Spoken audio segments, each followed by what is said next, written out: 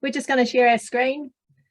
Kia ora koutou, ko takitimu toko mauna, ko waihopo toko awa no mirahiku aho, ko Stella O'Connor toko ingoa. Hi everyone, thanks for tuning in this morning. I'm Stella O'Connor, Lead Systems Innovator for Healthy Families Invercargill. I've been with the initiative for the last 7 years, providing the strategic direction across several of the key focus systems. And I'll pass to Rochelle. Kia ora koutou, ko wai ahau, he I te tahu tōku pāpā he uri ahau no Ngāpui, no Ngāti Whanaunga, no Ngāti Maru hoki, I te tahu tōku mama he Pākehā hoki ahau, called Rochelle Francis tōku ingoa. So I'm Rochelle, and I have been working as a systems innovator in the Healthy Families Invercargill team for close to 18 months now, and just moved up to full-time recently, working exclusively with a focus on the food system. And so in this webinar, Stella and I are going to share with you how we work in the CHI space. So we're going to sort of introduce it by talking about a systems perspective, and then we'll tell the story of our local journey to improve food security and food sovereignty. And while we do that, we're also going to explain how that systems approach has shaped the choices we make along the way. So Stella. Cool. I just want to check, are we all seeing the screen of a lovely community garden? Awesome. Right, I'm just going to briefly talk about Healthy Families Invercargill being one of the 11 communities in Healthy Families New Zealand's broad health prevention approach to help New Zealanders lead healthy, active lives. So prevention in a Healthy Families New Zealand context focuses on addressing the underlying conditions that impact our health and wellbeing in order to reduce the risk of preventable chronic disease. So we really seek to uncover the journey that leads to chronic disease, understanding the lived experience of whānau and communities so that we can determine together how best to address the conditions that lead to experiencing preventable chronic disease. So for example, for CHI, it's easier to eat good food if it's readily available and affordable in your community, whereas not being able to easily access good food makes it a lot harder to maintain your health and wellbeing. So the photo I've put there today is taken in Environment Southland, who set up a garden as part of the Staff Workplace Wellbeing Initiative. And through our relationships, we've connected them with a local kohanga reo who now come and plant and harvest. So I've got a whakatauki here, nā tōraudo, nā takuraudo, ka ora ai te iwi. And this whakatauki for me is not really about food, but it's about the fact that we all thrive when we come together and each play our part. We need each other.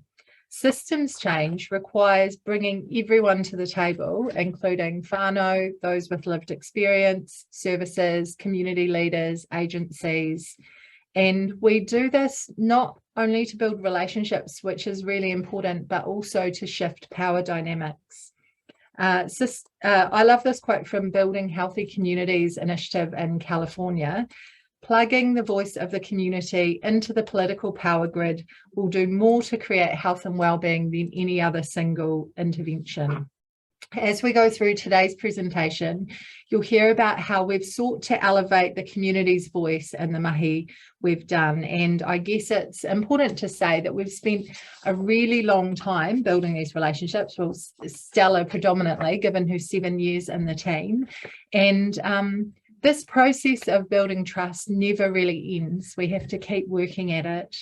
So key to our approach is collaborative leadership, which is being open to a variety of wildly different perspectives, modelling and facilitating collaboration so the community can move forward together as one. And this involves leaving behind old hierarchical systems of power that are exploitative and disempowering. Food is at the centre of our health and the health of our environment. I love working with food systems because it sits at the interface of every aspect of our society, including people, culture, the economy, international trade, health, government, the natural environment. We use food to care for ourselves and for one another. It reminds us of our connection to Papatūānuku and our absolute dependence on the natural environment for sustenance and life. It's at the heart of our towns and cities, both in terms of cafes and restaurants, but also social gatherings, events, markets, local foods. And down here in Murihiku, for example, we have oysters and titi, or mutton birds, that are unique to our region. Now, when we begin to look at the statistics around obesity and food insecurity in New Zealand, we quickly see that things have gone a bit wonky. Rates of obesity in New Zealand continue to rise, with our rates of adult obesity being the third highest in the OECD. We know that internationally, a shift towards processed foods and away from plant-based diets has coincided with a rise in cardiovascular disease, cancer, diabetes, and that collectively these now account for 73% of deaths worldwide. We're experiencing a growing burden to our health service due to obesity and related health problems. And alongside this, a significant proportion of our community experience food insecurity. So we saw that during COVID-19 lockdowns, there was a huge increase in demand for food parcels, in some cases 4 or 5 times. And the government poured money into food and income relief. And this did help to relieve some pressure and was important, but it was only temporary. So food relief is an example from a systems perspective of what we would call fixes that fail. It's a band-aid fix that doesn't address the root cause of the problem. Providing temporary food relief doesn't alleviate food security. It just provides respite for a short period of time. And fixes that fail can create new unintended problems. So, for example, food parcels may only contain unperishable foods, so that can limit what recipients eat and mean that they're not actually getting a variety of types of food that are essential for health. And these fixes that fail can also discourage law and policymakers from intervening to address the wicked problems and root causes of food insecurity, instead becoming addicted to throwing money at temporary packages of relief. Some other facts and figures, just as we kind of build a context. So in the last 12 months in New Zealand, we have experienced the largest rise in food prices in 13 years, according to Statistics NZ. So grocery food prices have increased by 8.7%. Meat, poultry and fish prices have increased by 7.6%. But fruit and vegetables have had the largest price increase and have gone up by 15%. Alongside this, in the last 2 decades, we've seen massive changes in land use, with a 14% decline in land use for horticulture and agriculture, an 81% increase in the land used for dairy farming, and around a 30% decrease in land used for beef and sheep farming, respectively. Now, only around about 0.2% of New Zealand's land is used for growing vegetables. The last 2 decades have also seen a significant urban incursion onto highly productive land, a huge decline in the number of market gardeners, growers in New Zealand, but alongside that, interestingly, steady increases in New Zealand's export revenues. So if we take a moment to step back and consider the food system as a whole, and we'll cycle through 3 different infographics. Just an introduction to systems. A system is a set of elements whose interconnections determine the behaviour and of the entire system. So adopting a systems perspective involves synthesis, which is understanding how the elements work together. If we fixate on parts of a system, individual parts, we miss the understanding of the whole. Today's problems are often yesterday's solutions because our interventions can lead to new and bigger problems in the system.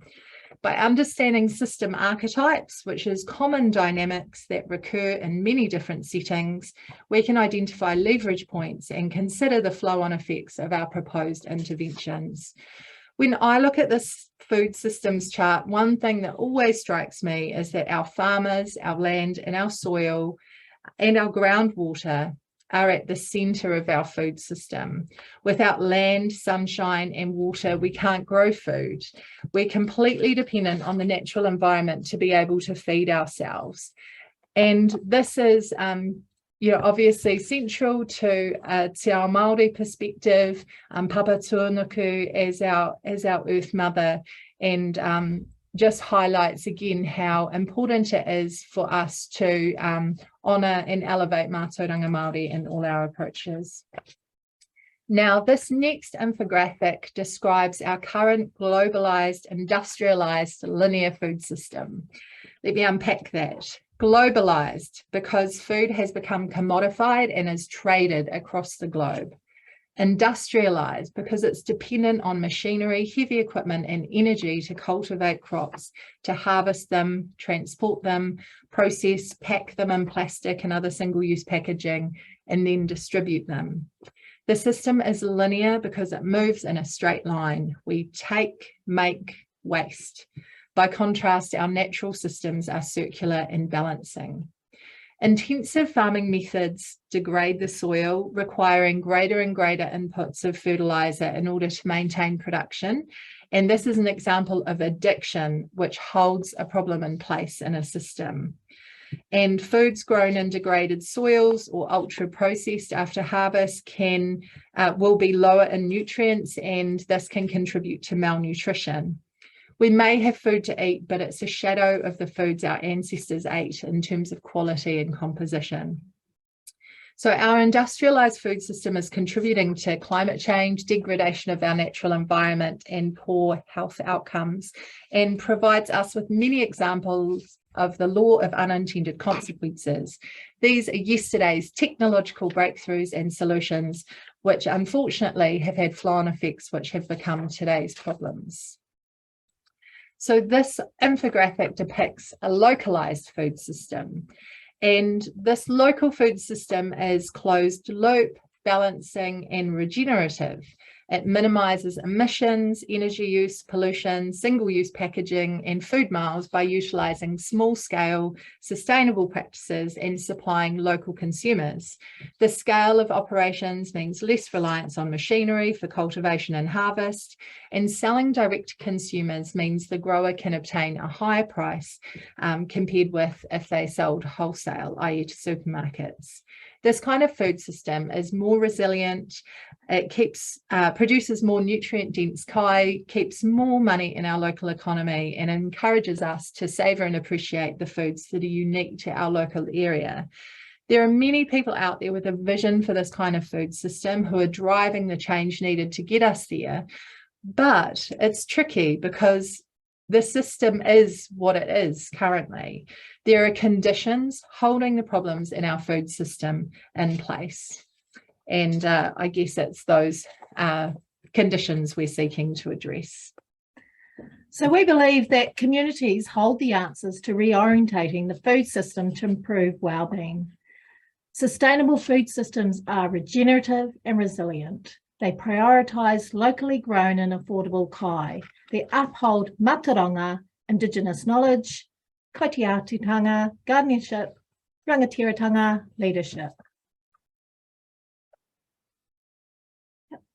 So I've just thrown this model up here.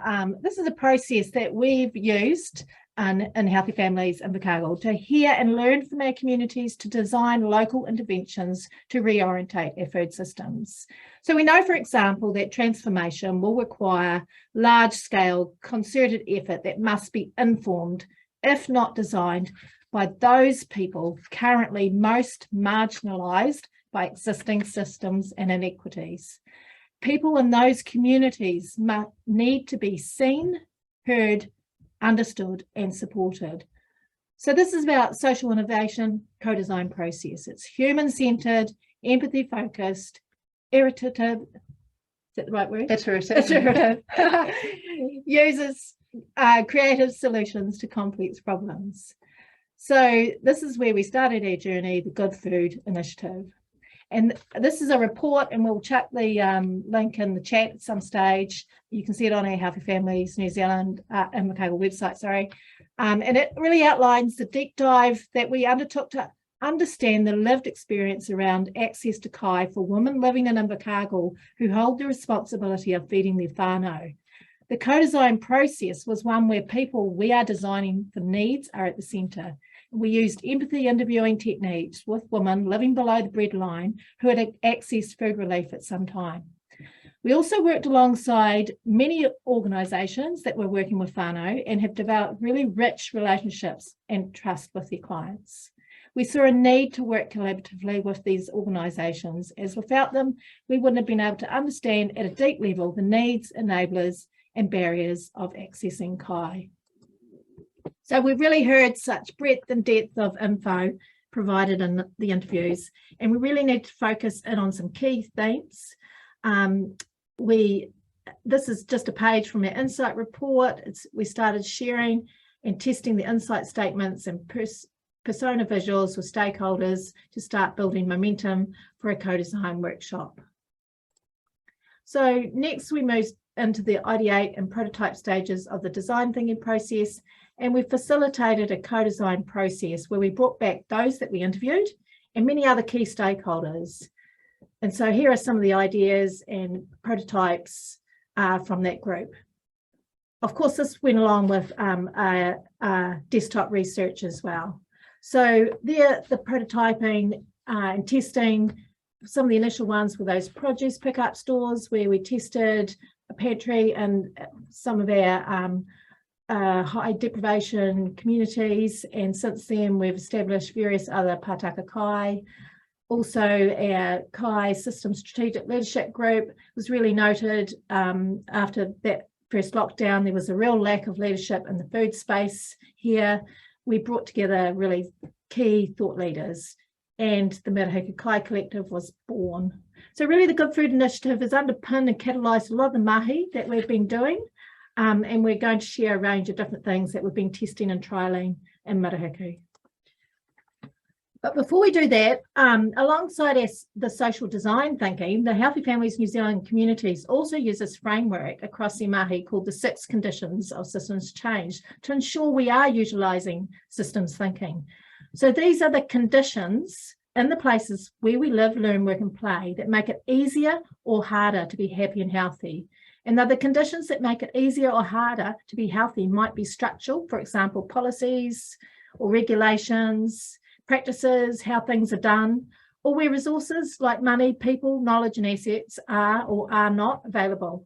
And they could be relational. So for example, the relationships, connections and the power dynamics within and between our communities and society. So the conditions that hold a problem in place can also be implicit, for example, our habits of thoughts and the systems and environments we experience.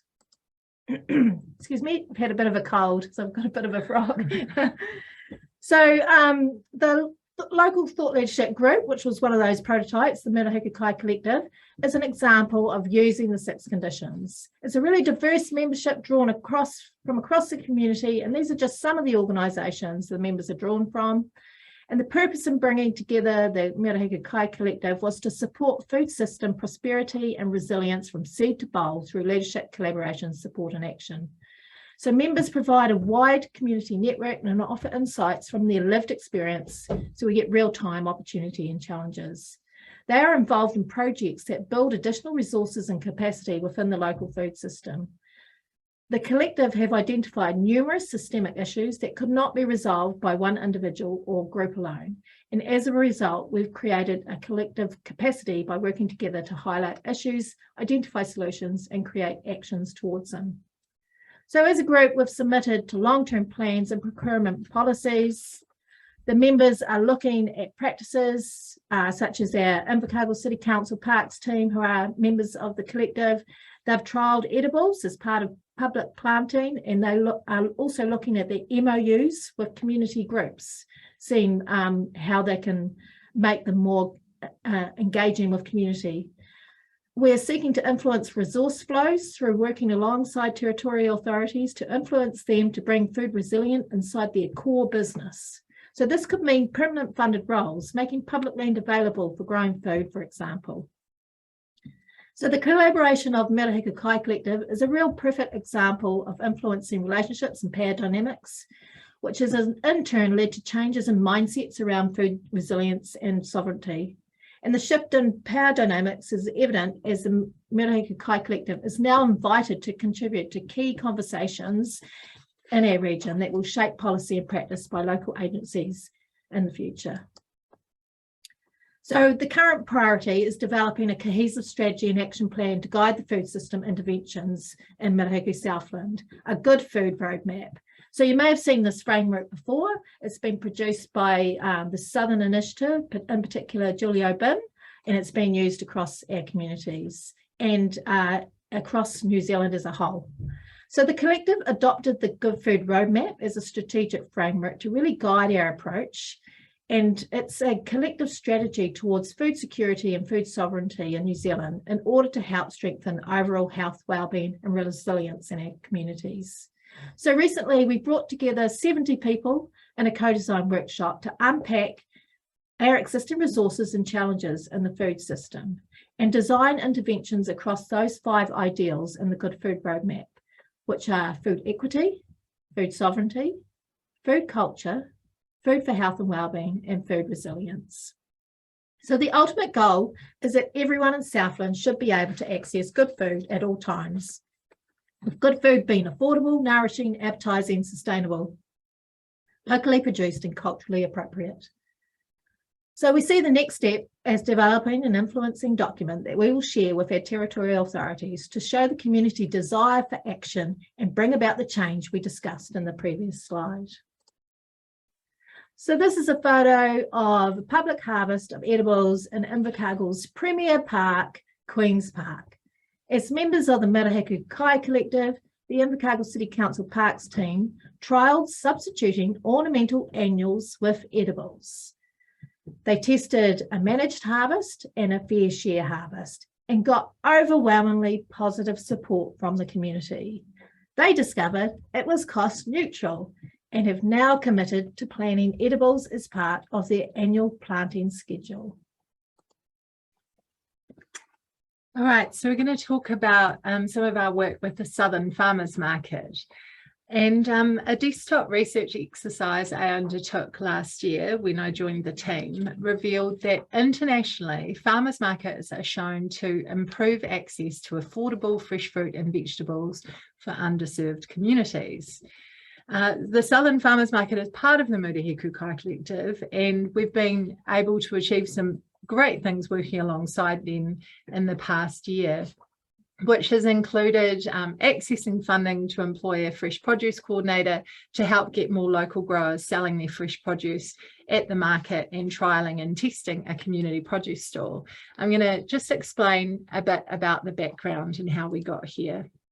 So last year we were aware from the farmers markets participation in the collective that they were struggling with declining visitor numbers due to lockdowns and location insecurity, a significant grower having to withdraw from the market due to family commitments, and growers who were unavailable on Sundays, or who said they were already working 7 days and couldn't give time to attending the market. Some people said, they'd love to sell at the market, but they really didn't have enough to justify them getting their own stall. And it had previously been identified by the farmers market that getting more fresh produce to the market was key to attracting customers, but there was also an issue with there not being a large number of growers locally, and as I said, those that were there were not participating.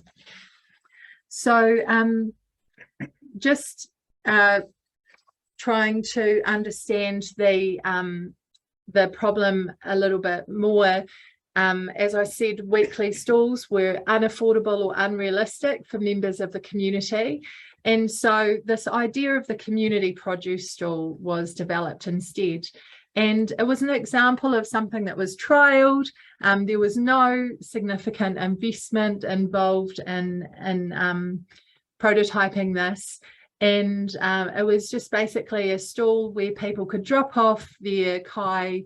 It was sold on a commission basis, and then anything that wasn't sold was just passed back. And it's been wildly successful and really reinvigorated the market, gotten a lot more fresh produce there, seen a lot of community members coming to buy that fresh local produce, which has often been harvested, you know, like just within a day or two before, very low food miles. And just an example and a profile of, you know, one of the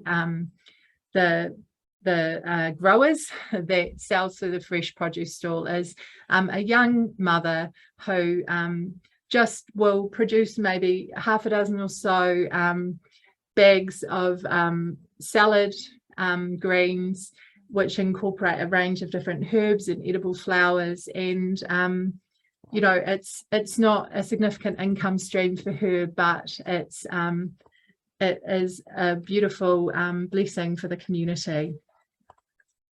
Another key player that has been able to participate in the community produce stall is actually also a member of our Murihiku Kai collective, Koha Kai. So they are a social enterprise that provide training and employment to people with disabilities.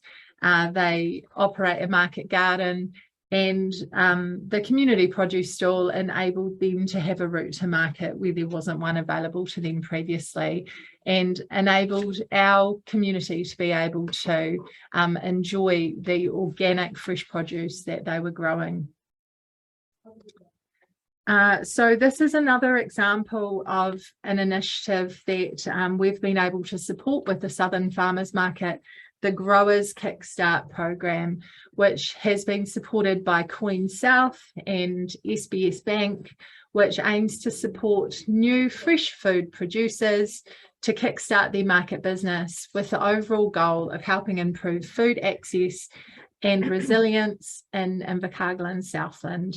And this has been made possible by that also that fresh produce coordinator being employed, and it's just an example of how resource flows can really help to lead to change in a system. So our research told us that community gardens often don't succeed and may not have a significant overall impact on food security.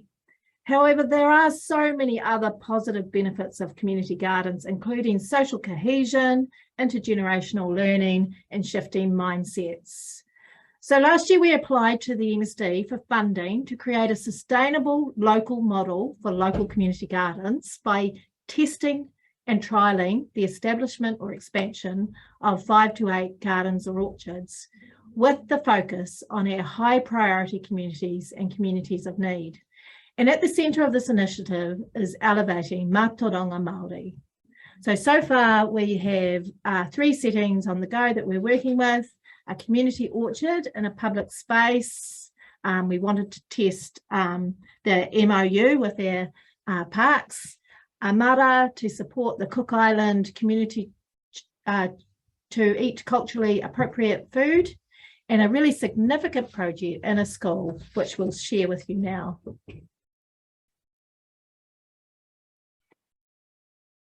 Te Mara o Te Mūranga Arangi me Te Hapori is a significant initiative that's come about through the relationships inside the Murihiku Kai collective, and which is being supported by the funding that we obtained from the Ministry of Social Development for Murihiku Mara.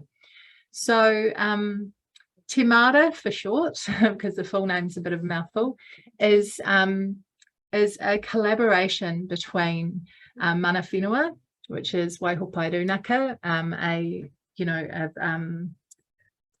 Ngai Tahu Runaka down here, also Ngā Hoi Whā Incorporated Society, representing Mātāwaka or Māori from different parts of Aotearoa that have settled down here, Aurora College, and the wider community. So there is a significant piece of land that the school have committed to establishing a community garden, mara, a kind of market garden with some intensive vegetable growing, and an orchard and food forest. Now, when this concept was originally birthed, and we've been working on it for almost a year now, the initial team, we went and we presented to the Board of Trustees at Aurora College, and what we had learned about Aurora College was that so they have the highest percentage of Māori students and of any secondary school in Southland, so around about 50%. But alongside this, we also have the lowest rates of educational achievement and the highest rates of suspensions, exclusions, stand downs. And the Board of Trustees gave their blessing to this initiative on the basis that at the centre of this initiative is elevating mātauranga Māori, incorporating te reo me ona tikanga, and starting from a foundation of the te ao Māori worldview, of our relationship with papa, the natural environment, and Indigenous knowledge, and building on that.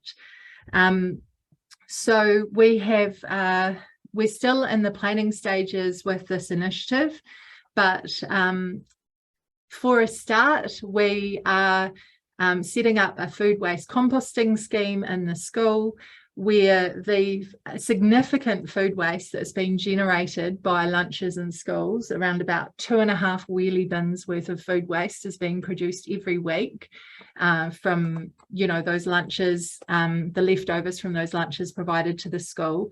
So that food waste is going to be transformed into good quality compost that is then going to be able to be used on the garden. There is an existing garden in the school grounds, and in the coming year we'll be working with students and teachers inside the school to upskill the whole school in how to utilise that as we develop our larger MARTA space out in the playing fields, co-located next to a public park. So we're just to finish our webinar, and before we move into questions, we're just going to share with you a video about Te Mara.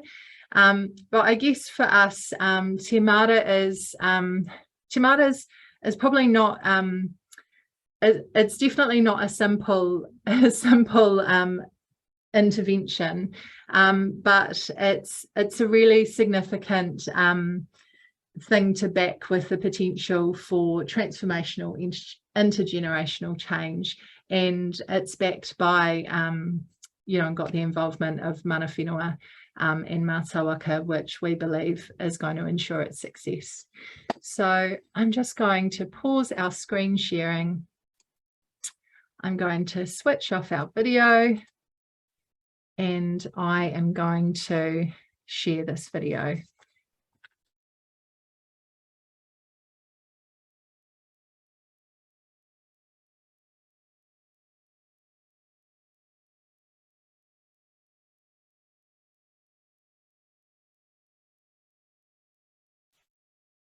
It's been hard lately, and a lot of us are struggling.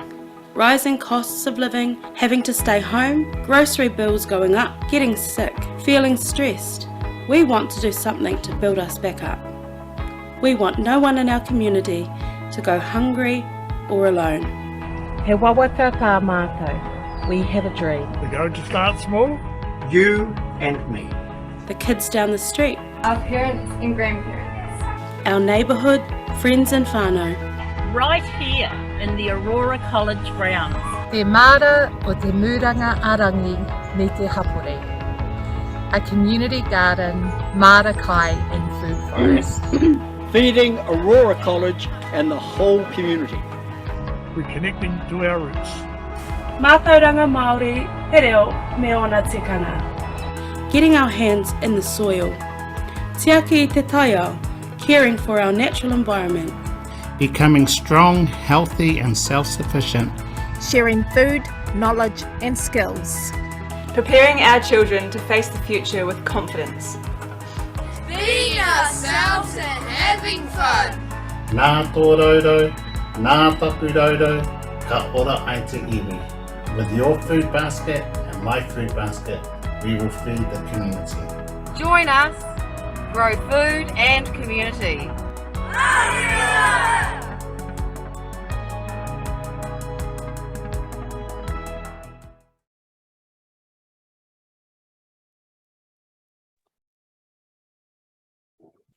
Kia ora, that's us. Thanks for listening to our journey of systems change and action in relation to food security and food sovereignty. Kia ora, Rochelle and Stella. Thank you very much for taking through that journey, and what a amazing presentation, and the work that you've been doing down in Invercargill was inspirational. You're welcome to turn your cameras back on as we move into some question time.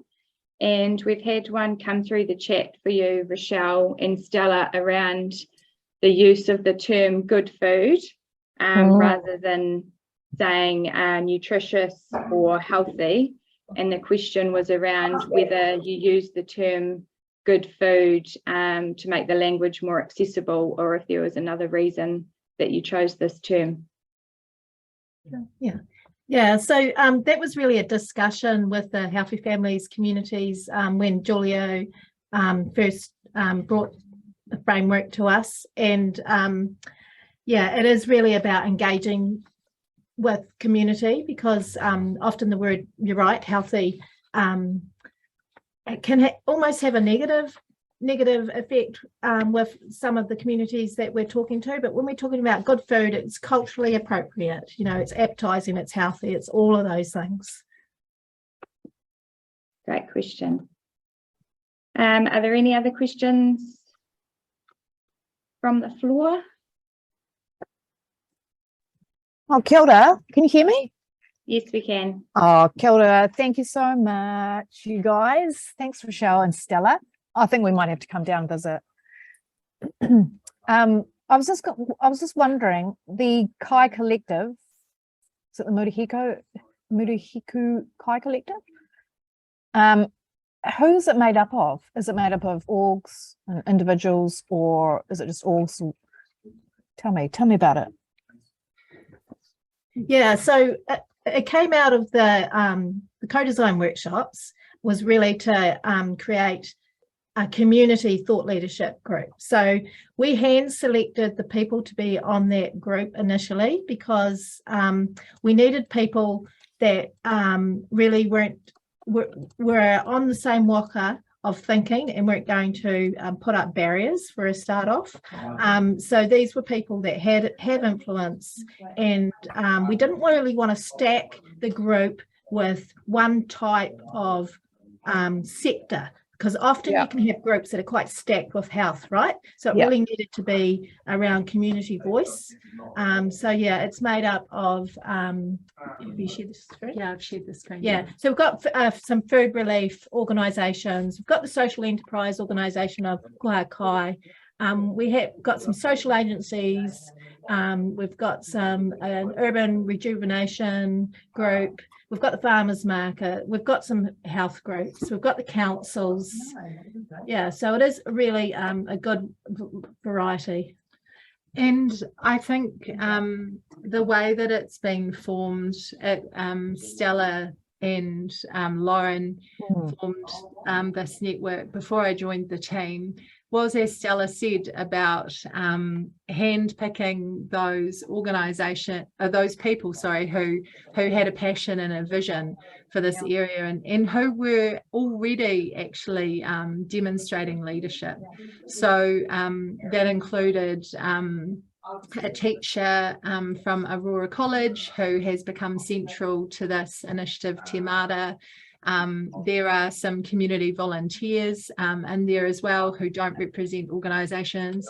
There's a chef, there's the Environment Centre, and as this food movement is building in Southland, the number of people that are part of the collective is growing, and the plan is for us to incorporate, become a standalone organisation, and then that opens up opportunities for the collective to then be, I guess, lead a range of initiatives and be kind of a standalone, a self-sustaining organisation in the future. Cool, thank you. Thanks, Megan. Great question. Are there any other questions? While we've got Rochelle and Stella here sharing their learning and experience with us. Kia ora, this is Jo from Public Health. Thanks, Stella and Rochelle. It was a really great presentation.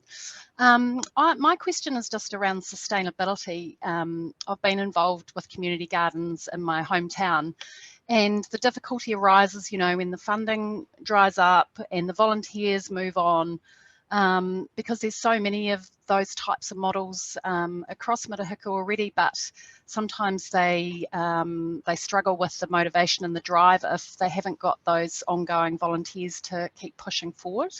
Can you just comment on that?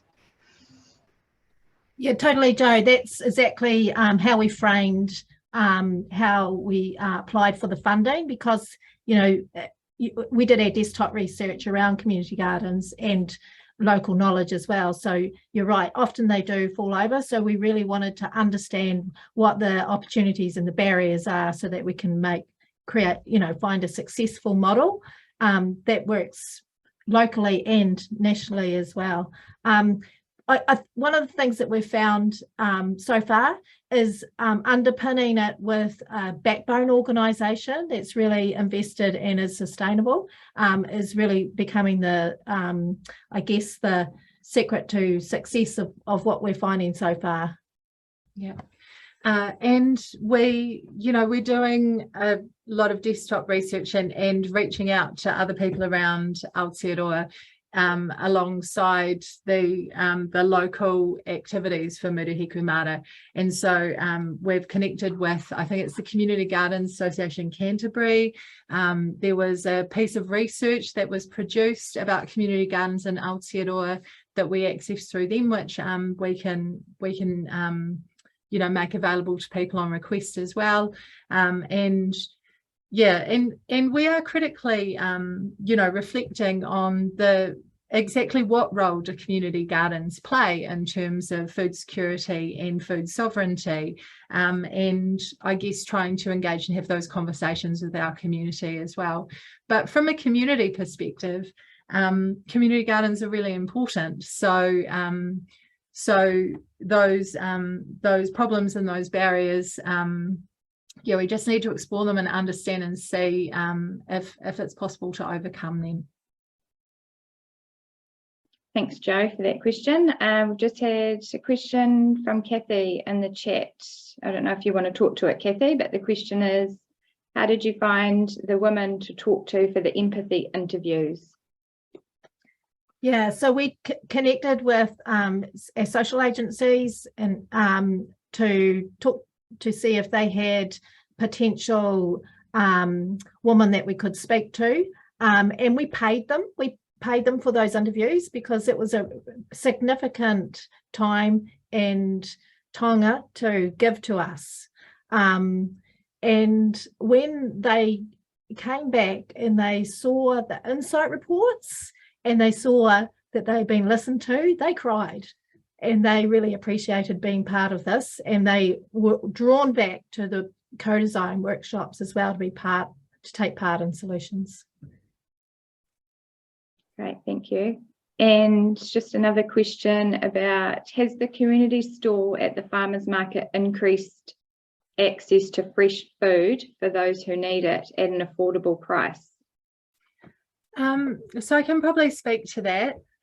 We don't have any way of actually kind of assessing the makeup of the people that are coming and buying the produce, but we can tell you that the produce that's available at the farmers market is generally much more affordable than the produce that's available in the supermarkets, and it definitely has increased access to locally produced organic and spray-free produce. So it's provided a route to market, a distribution network, so to speak, that hasn't existed previously. In terms of whether that is actually being utilised by, for example, low-income households, we can't say for sure. The Southern Farmers Market is very, very committed to considering accessibility of the farmers market, and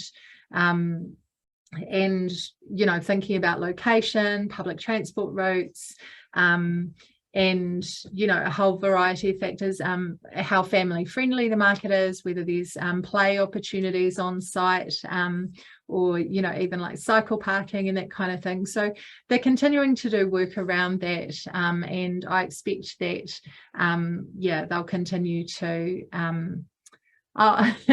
we actually have an answer from Rachel Robertson in the chat, who is part of the Southern Farmers Market.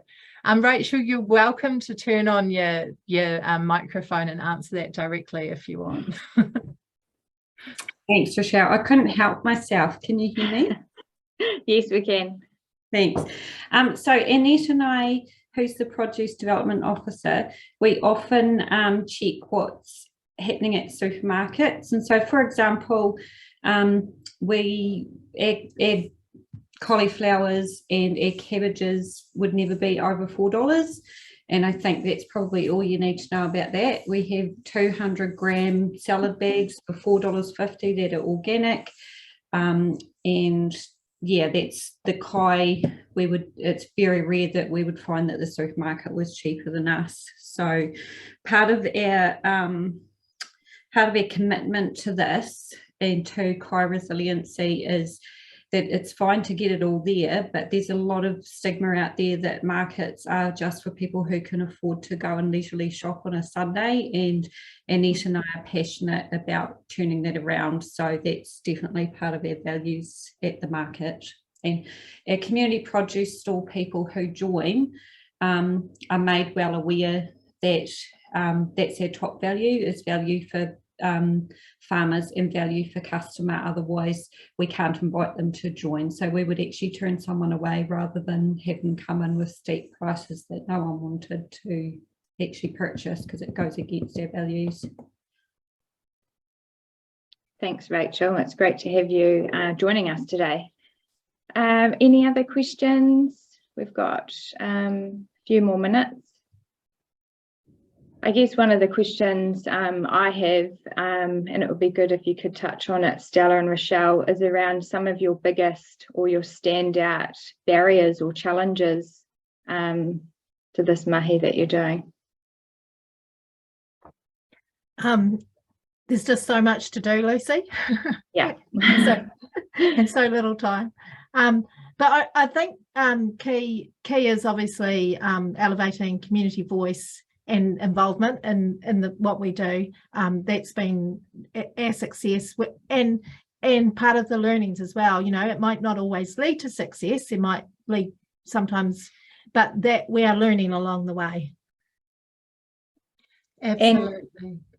Sorry, Can I speak to this question as well? Yes. So I think there's a real desire from, from local government, from agencies, from funders as well, to be able to understand when groups or organisations are putting in bids for funding, like how do we know that this is a good thing to do? Where does it fit into all the other, mahi that is happening in this space? Is it consistent, or is it working at cross purposes? Is it actually going to lead to long-term sustainable change? And so having the Good Food Roadmap has actually been incredibly helpful to be able to provide that framework and that overview. And now that we, have this and are working with it very intensely and intentionally as a collective, we can actually begin to demonstrate how the work of individual groups and organisations actually fits in to that strategic framework and contributes to that big picture goal of making good food accessible to our whole community. Kia ora. And I see that there's a hand up from Jenny Campbell, who is one of the members of our Murihiku Kai Collective. Cool. Jenny, did you have a question?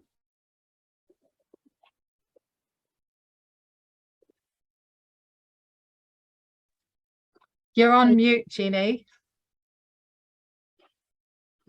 Perhaps she's put her hand up by mistake. No, there we go. Here she comes. No, I didn't. I live out in the country, but was running the Invercargill Environment Centre to Whenua Awhi for 17 years and got to know a lot of these people. And the biggest thing that they've developed is the relationships between all these groups and people who are so enthusiastic, and having the community come together like that, and having someone to be running a meeting once a month to draw people in and share their ideas and their enthusiasm and their courage with what they're doing. And for me, even if the community garden only lasts for 2 years, think of all the people it's fed and enthused and encouraged. And maybe they've all got their own gardens at home now, and that's why the community garden doesn't need to be, committed to the same way.